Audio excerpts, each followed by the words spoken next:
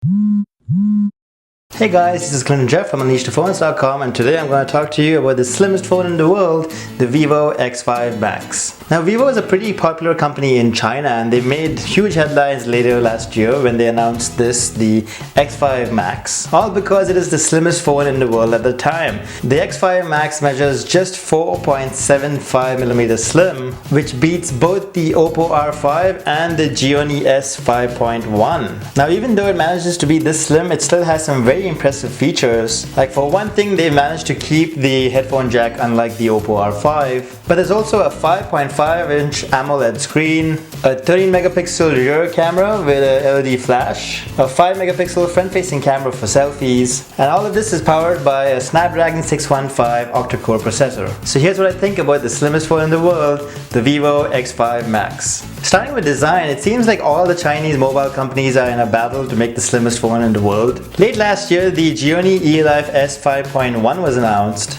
And this is a pretty slim phone, but then Oppo announced the R5, and then Vivo announced the even slimmer Vivo X5max. At the rate they're going, I kind of feel like by the time you watch this video, there might be another world's slimmest phone out there. But as we saw with the iPhone 6 Plus, a large slim phone can be quite bendy. But thankfully the Vivo X5max is very well built. As slim as it is, the solid aluminium and metal materials used in its build result in the phone being very solid to hold and quite lightweight as well. The glass at the front and the chamfered metal edges, along with the metal back panel, all feel very solid and also feel very premium. Now granted, the design is a little bit familiar, but at least as slim as the X5max is, it doesn't feel very flimsy at all. And boy is it slim. The Vivo X5max measures 4.75 at its thickest point, while at its slimmest point it measures just 3.98mm. So if Vivo decided not to put that camera in there, it might have been even slimmer. So yes, it's incredibly skinny, and that's the first thing you'll notice about this phone. Now, to create the X5max, Vivo used the slimmest display panel that they could get. They also used the slimmest speaker box that they could find, and a motherboard that's just 1.7mm thick.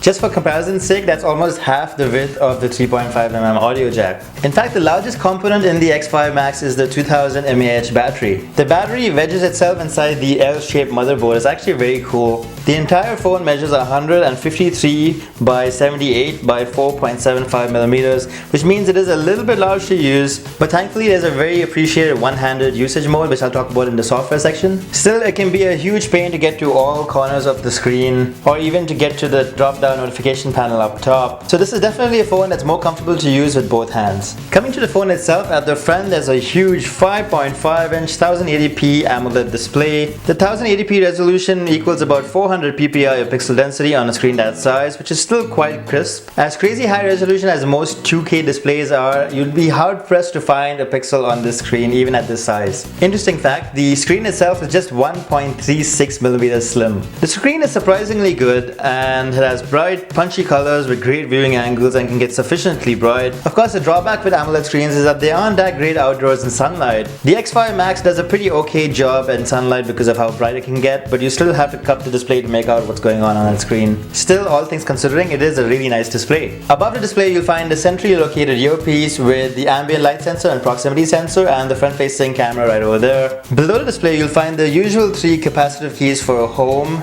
menu, and back. These keys are not backlit, which is kind of annoying. Also, in an age when most Android OEMs are going to a recent apps button, you have to long press the home button to open up your recent apps on the X5max. As such, there is no way to get to Google Now from those buttons. You have to install the Google search app manually instead. Now, I'll talk more about that recent apps menu in the software section later on. Moving on to the rest of the phone, at the top you just have the 3.5mm audio jack, while at the bottom you just have the micro USB charging port with a tiny pinhole for the main microphone. On the left side you have no ports or keys whatsoever, while on the right side you have the volume rocker button, the power screen lock button, and the slot for the SIM card and micro SD card. What's really interesting is that the micro SD card can also be used as a nano SIM card slot, which means that the X5max can either be used with one SIM card and one micro SD, or it can be used as a dual SIM phone with 2 SIM cards. That feature is pretty rare and might come in useful for some of y'all out there. Coming to the back, you'll see that a very familiar design. The center non-removable panel is made out of a stainless steel alloy, and there's the Vivo branding right in the center. There's apparently an anti-fingerprint coating on this, which works well enough, though you will sometimes get a couple of grease stains here and there. Towards the top, you you have the 30 megapixel rear camera with the single LED flash and a tiny pinhole for the secondary noise cancellation microphone, and towards the bottom you have the loudspeaker grill. All in all, the Vivo X5 Max is a nice enough looking phone. Sure, the design isn't very original, but that slim profile definitely makes it stand out, at least slightly. Alright, let's talk about hardware. The Vivo X5 Max is powered by a Snapdragon 615 octa-core processor. This processor also happens to be 64-bit ready. The whole 64-bit aspect won't really come in useful until the X5 Max gets updated from Android 4.4 KitKat to Lollipop. So for now, let's talk about that whole octa-core aspect. We've seen this processor before on the Eureka, but on the X5 Max it has to power a whole 1080p display, which means it's pushing way more pixels. As such, performance is still pretty okay, though you might encounter a slight bit of lag now and then. Day-to-day routine apps like Twitter and Facebook all open up and work fine, though if you have a lot of apps running in the background, you will see some slowdowns. Very CPU intensive games like Asphalt 8 and Injustice all seem to work okay, though you will see some frame drops now and then. I have a whole bunch of benchmark results that you can check out over at UnleashThePhones.com, but it's pretty safe to say that you can't expect intense performance out of this phone. Instead, it does a pretty decent enough job. Hopefully performance will be even better once the X5 Max gets the update to Lollipop. Apart from that, there's 2 GB of RAM and 16 GB of internal memory, and there's also the microSD card slot which I explained about earlier. As if all that wasn't enough, Vivo places very heavy emphasis on the audio quality of the X5 Max. Because even though it's the slimmest phone in the world, the X5 Max has dedicated audio chips built in. Namely, there's a Yamaha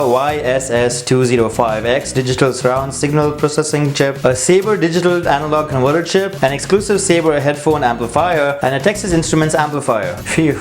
That's all under Vivo's Hi-Fi 2.0 sub-brand. The same kind of audio architecture was used on the Vivo X-Play 3S and the X3 earlier, but the audio architecture on the X5 Max apparently outperforms those phones, both in terms of audio quality and offering better dynamic range. As a result, the X5 Max boasts probably the best audio quality I've heard from any phone so far, and with that kind of audio architecture, it really wasn't a big surprise. Normally I talk about audio quality while talking about the music app, but the audio quality here itself is remarkable enough that I felt like I should talk about it in the hardware section. Moving on from that, there's 3G, Bluetooth 4.0, dual band Wi-Fi, and GPS. There's no FM or NFC or infrared though. Alright, moving on to software. The X5 Max runs Vivo's FunTouch OS 2.0, which is based on Android 4.4.4 KitKat. As with other Chinese companies like Xiaomi and Gionee, their UI is very inspired by iOS. There's a whole bunch of bright colors and flat icons, and just like the other Chinese OEMs, there's no app drawer or separate menu of apps. Instead, all your apps are laid out on a collection of home screens along with all the widgets. This is something that you either love or hate, but if you hate it, you can always install another Android launcher on top, like the Google Now launcher. In addition to all of this, Vivo has also borrowed one more thing from Apple's iOS, and that is the control center. So this has your recent apps, but it also has a brightness control bar right over here, along with your toggles. As you'd expect, you can tweak which toggles appear here and in which order. This takes some getting used to because most Android OEMs put the toggles at the top of the phone, but considering the size of the X5 Max, this is actually more convenient. Apart from that, there's the ability to install themes, and there's also a whole bunch of functionality built into the X5 Max. There's smart motion features like Smart Wake, where you can draw an alphabet on the screen to open a certain app. There's air operation, where you can wave your palm over the screen to view your phone status when it's lying down on a table. There's also Smart Light, where the phone will automatically light up when you take the phone out of your pocket, and there's also double tap to wake. And of course, considering the size of this phone, there's also a multitask window mode, which allows you to play a video or write a note on top of whatever else you're doing on your phone. My favorite feature though is the one-handed usage, where you can just swipe from the side of the screen towards the center and back. As you can see, the entire screen works just fine. It's just a smaller screen that you can adjust the size of. So yes, there's a whole bunch of functionality built in. I've actually done a separate video on just the UI and functionality of the X5 Max. So if you want to check out more information about that, you can check out the video just by clicking on that thumbnail right over there, somewhere around here. Alright, moving on to messaging. The X5 Max has swipe built in, which is pretty handy because you can just swipe from alphabet to type something. That being said, the phone is indeed very large, so you will have to use both hands to comfortably type, or you can just install another third-party keyboard like SwiftKey. Alright, moving on to web browsing. There's Google Chrome built in along with Vivo's own web browser. Chrome works pretty well, and pages are rendered pretty quickly on that Snapdragon 615 processor. Not to mention that web pages look really nice on a large 5.5-inch high-resolution screen. Alright, coming to multimedia, there's the Albums app, which lists all your pictures out just like you'd expect it to, with a grid of thumbnails. The video player also supports a whole bunch of formats, so you can play almost any video on the X5 Max. Still, if you do find a video that can't play on it, you can always install the VLC player from the Google Play Store. Coming to music, music, I've already spoken about how great the audio quality on the X5 Max is. The iMusic music player also does a pretty okay job and sorts your music just as you'd expect it to. So while audio quality out of a pair of headphones is fantastic, the slim little speaker box at the back isn't that great, and I really wouldn't depend on this for conference calls at all. Alright, coming to camera quality. The Vivo X5 Max features a 30 megapixel f2.0 aperture autofocus zero camera which uses a Sony XMOR sensor. That's pretty decent for a phone this slim, but at the front you also have a 5 megapixel wide angle f2.4 aperture fixed focus camera. Seriously, for a phone this slim, that's a pretty impressive set of cameras to have. The camera app UI is pretty easy to understand, with a virtual shutter button and a separate video recording button right over there on one side of the screen. There's also a shortcut to the gallery as you'd expect. At the top you just have a toggle for the front facing camera and the flash, but you also have these three buttons over here which you can tap on to get to the different scene modes. There's a whole bunch of scene modes available, including HDR, panorama, and a face beauty mode. Most of these modes are self-explanatory, but there's also a watermark mode where you can take a picture and write something on that picture in a very Snapchat-like manner. Moving on to image quality, the X5 Max does a pretty okay job of taking pictures. Pictures in daytime situations generally look clear and natural with plenty of detail.